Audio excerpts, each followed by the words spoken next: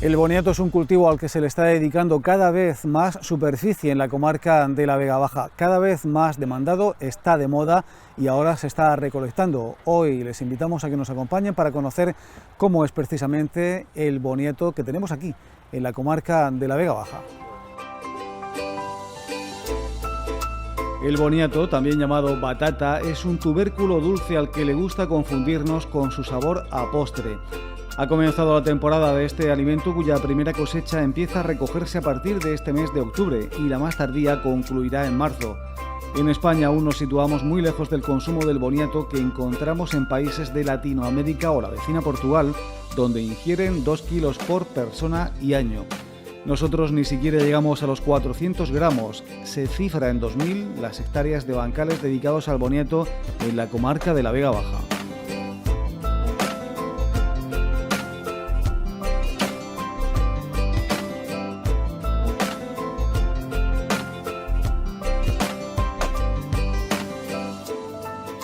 Efectivamente es un cultivo de moda porque fíjate que hasta hace pocos años era un cultivo que, en fin, que era casi residual, era un cultivo antiguo.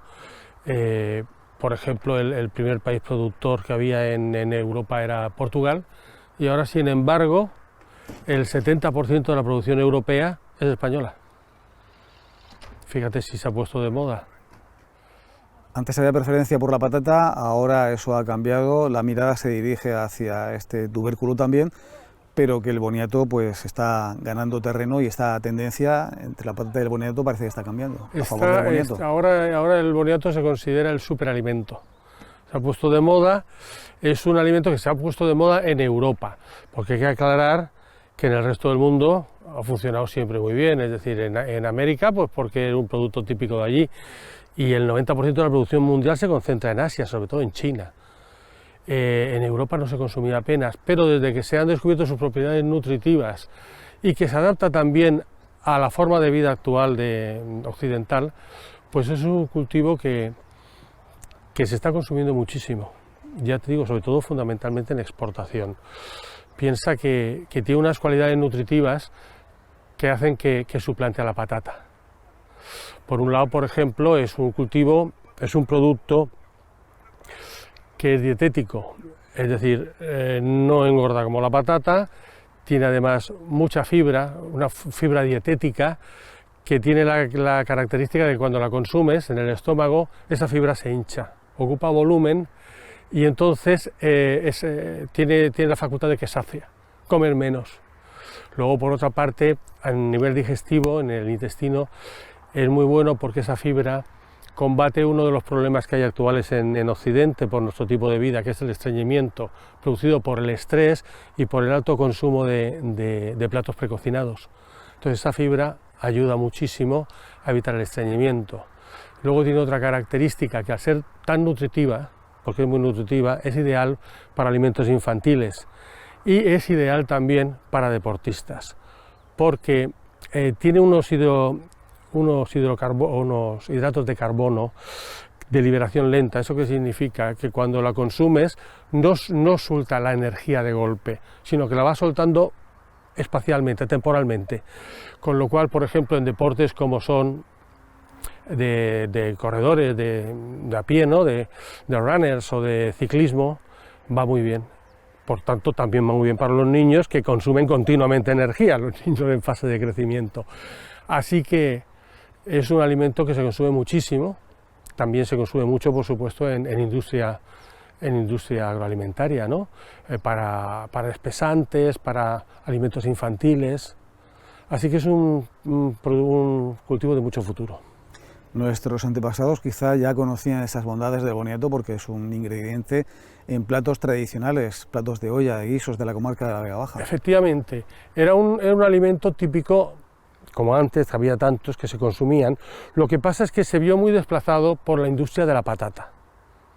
Al final la sociedad se ve influenciada muchas veces por los alimentos, no los que tú quisieras, sino los que te imponen. Entonces, claro, como la industria de la patata creció tanto y la patata se consumía tanto y hay tantas variedades de patatas para tantos tipos de suelo, de climas, entonces la industria de la patata era muy fuerte. hoy en día, precisamente por esas propiedades que te he dicho, nutritivas y dietéticas, se está desplazando. Tal vez también porque el tubérculo de la patata tiene una cosa, que fundamentalmente se consume frito. Y el frito añade más grasa y engorda más casi que el propio tubérculo. Mientras que muchas veces pues la batata o el boniato se consumen hervidos o al vapor, al horno, ¿no? Desde la Unión habéis denunciado que el precio del gasóleo ha subido casi un 70% en el último año. Esto se añade a otros aumentos, incrementos en los costes de producción. ¿Eso hace que sea más elevado el precio del boniato? También preguntamos, Juan Miguel, por el tema de la rentabilidad de este cultivo. Siempre, vamos a ver. Aquí el problema fundamental lo tenemos en la transmisión del precio en la cadena de valor. Es decir, el problema no es a qué precio lo pague el comprador final. El problema es a qué precio lo va a pagar el intermediario al agricultor. Yo cito el caso que teníamos esta primavera, inverosímil, de que una sandía española era más barata comprada en un supermercado en Alemania que comprada en un supermercado en España. Y con eso te lo he dicho todo, es decir, aquí el problema no está realmente en que el precio se transmita. Si el precio se transmite, si los alimentos están carísimos, han subido un montón, pero han subido un montón en la cesta de la compra. No se transmite al agricultor. Entonces tenemos una ley de cadena alimenticia, pero no está funcionando. Por tanto, la administración tendrá que ponerse las pilas y ver cómo se puede hacer, pero desde luego hay que meter mano y desde luego el Estado tiene que intervenir. Sabemos que eso es un tabú, que vivimos en un mundo neoliberal y que todo es libertad y que no se puede y que no debe haber intervención por parte de la administración, pero en la alimentación tiene que haber intervención, porque si no, fíjate lo que está pasando.